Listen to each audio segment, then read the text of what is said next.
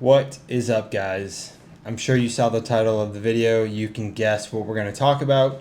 I just wanted to put a quick little short video out just because so many times I see comments and everything of people saying, oh, I wish I could go shoot all the time.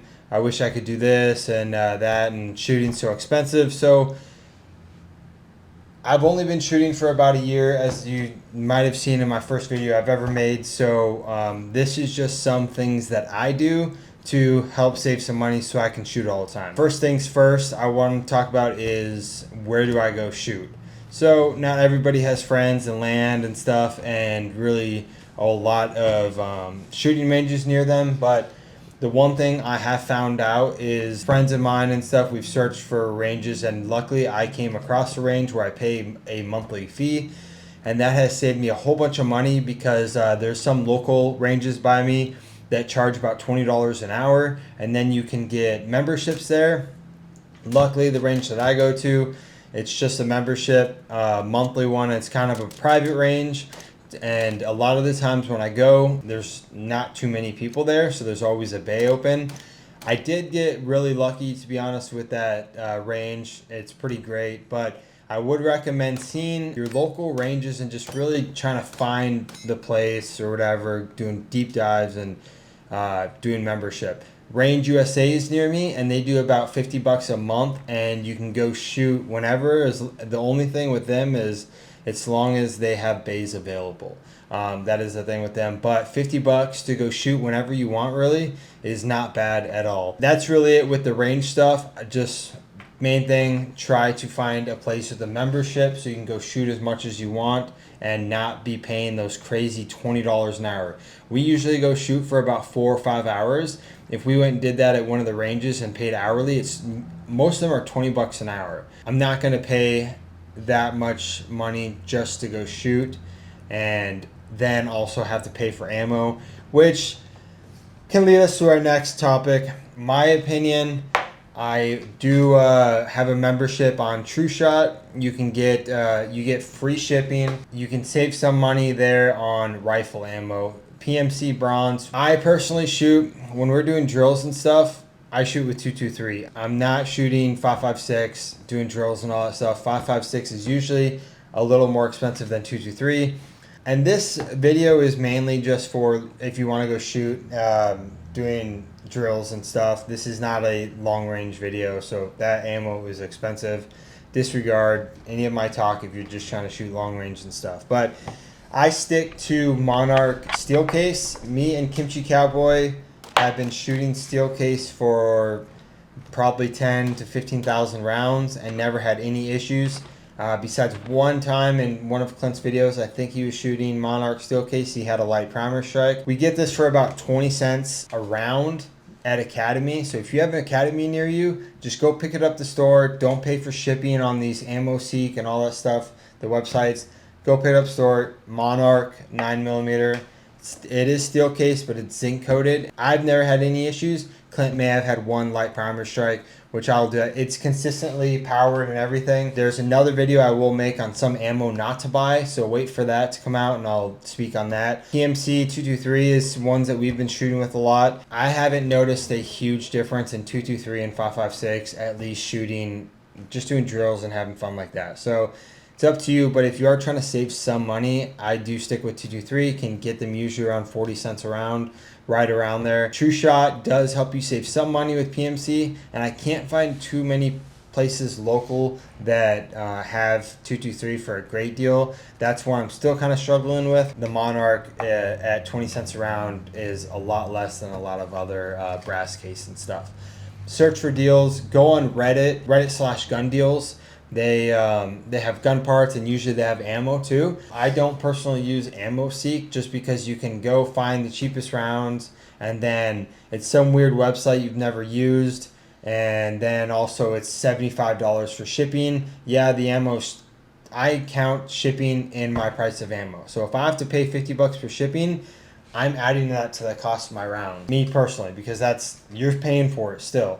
If I can go get 20 cents a round at Academy locally, then I'm spending less money. If you don't have an Academy local to you, I'm sorry. Maybe try to find some chain store that sells ammo that might be a little cheaper. Unfortunately, I have found that gun stores and stuff don't really have great prices on ammo because they're usually mom and pop stores, so they got to have a markup, and I understand that. But this video is about saving money. So that's that. Not too much on the ammo thing, just because I have the Academy near me. So if you don't have it, it's kind of irrelevant to you. Next up, let's go to Targets. So I do work at a shop, so this is another thing relevant to me, kind of, but this is everyday household stuff. I've seen people shoot with a deck of cards. You can buy a deck of cards, and it has all those cards in there, and you can just put them on a target. Me and Clint, we split the USPSA, all those targets you can get on Amazon. The USPSA targets, which are the normal kind of silhouettes, you can get a pack of 20 for $33 on Amazon, a pack of 40 for $54, and a pack of 60 for $77. If you have friends that you shoot with, try to split that. And then, but with that as well, you can take those targets and you can staple your playing cards to them and reuse them, shoot them, then reuse them. What I do is I do use this 3M Super 77. It is a spray adhesive. If you can find any other spray adhesive that still works and is cheap, then go for it. With the 3M Super 77, you can get it on Amazon right now for like 12 bucks. And I still have a lot. What I'll do is you can spray it on the back of the card, just spray it on the target and just stick your cards there and just stick them wherever. I only use this if I don't want to use staples, or sometimes if you staple cardboard on cardboard, it doesn't work too good. But 3M Super 77, 12 bucks on Amazon, you can do that. That's if you don't want to use staples. You have to buy a staple gun, which you can buy a cheap staple gun and it might last you a certain amount of time, and then you have to buy staples. I personally don't like doing it. You gotta reload them all, and you buy the staples, buy the staple gun, and you're spending maybe 30 bucks, maybe a little less. But the Super 77 is 12 bucks and you get a lot of uses out of it, and it helps with the cardboard, not the staples, not stapling to the cardboard as well. Everyone is getting Amazon boxes. Everyone is kind of around boxes.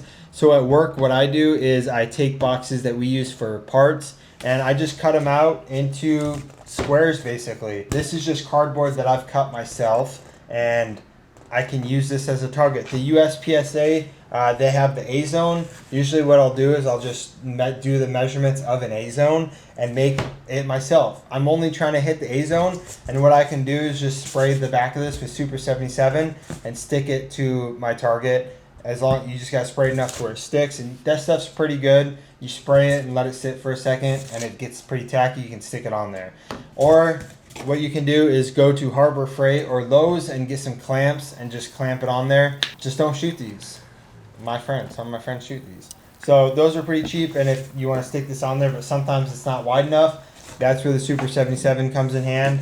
And just get creative. Use cardboard around the house, because those targets can get expensive, especially when you're buying them yourself. And then also you're using 5 of them a day. This is all just free cardboard that I got anyways. Also, I'm sure a lot of you guys have printers. Paper sticks really good to cardboard. Spray Super 77 on these, or you can use the stapler. Just print targets off online. I'm sure a lot of y'all already know that. Some of the stuff I'm saying is most of you already know. But if you don't know and you find something useful in this video, then great. Like I said, I'm still somewhat a noob at it, so these are just things I've done. There might be tricks of the trade that I don't know. Great, but this is what I use. So Super 77 clips, finding your old cardboard around the house, playing cards. You can get the self-healing targets. Those can kind of be pretty expensive though. And then you got to also buy spray paint to spray paint over quite a bit. Do not shoot steel and have your spray paint at the bottom near it, because you will pop that spray paint. Ask me how I know. Another thing you could do is invest in some steel targets. Those are a little bit pricey, but you can shoot them so many times, and then I have some small redacted steel targets that really help me. I have to aim and hit that. You can't really see where your shots are, so that's kind of maybe last case scenario. You are spending a little bit more money on that. If you don't like buying the cardboard targets and everything, you can do the steel. That's not really up there and saving money. I like it a lot just because I don't have to use so many paper targets. Another thing, you see a lot of people with the pasties and the gun. The gun for those pasties is expensive. The pasties can get pricey if you have to buy them a bunch, but and I'm sure you've seen a lot, people just mark their hits with a permanent marker. Everybody has a permanent marker. Just go mark them. You can see your hits. You don't have to cover it with pasties.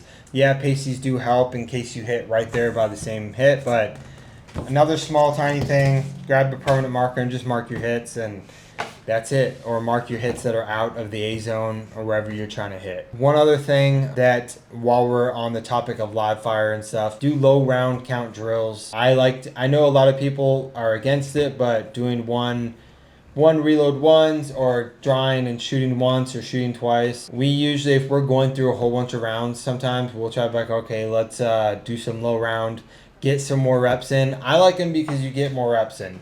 I am relatively new at this, so I could be wrong. If you have any advice or why it's bad, drop it in a comment below, and maybe someone can read it. I'll read it and take that advice. I get you want repetitive shots like bill drill and stuff like that, and that is necessary.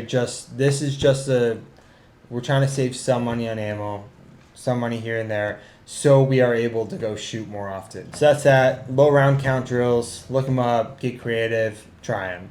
Last, certainly not least, to get your skills better and to save money, y'all all already probably know this, dry fire. You can get these little snap rounds, little plastic dummy rounds for doing dry fire. If it just makes you feel better about getting one in the chamber and stuff, I use them just because I don't want anything to happen with the hammer. Some people are saying like, oh, you shouldn't pull the trigger and drop the hammer all the time like that, but just in case, I do get some dummy rounds. These are actually fun for off topic, but fun for loading them randomly in your friend's mag, and y'all can practice doing malfunctions.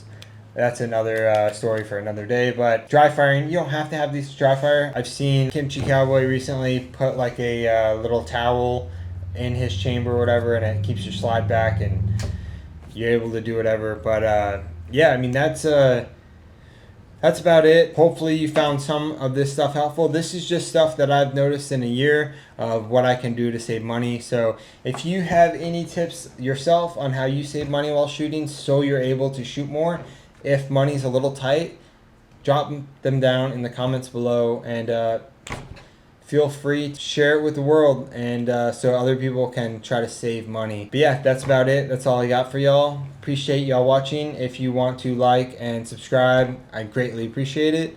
And that's a wrap.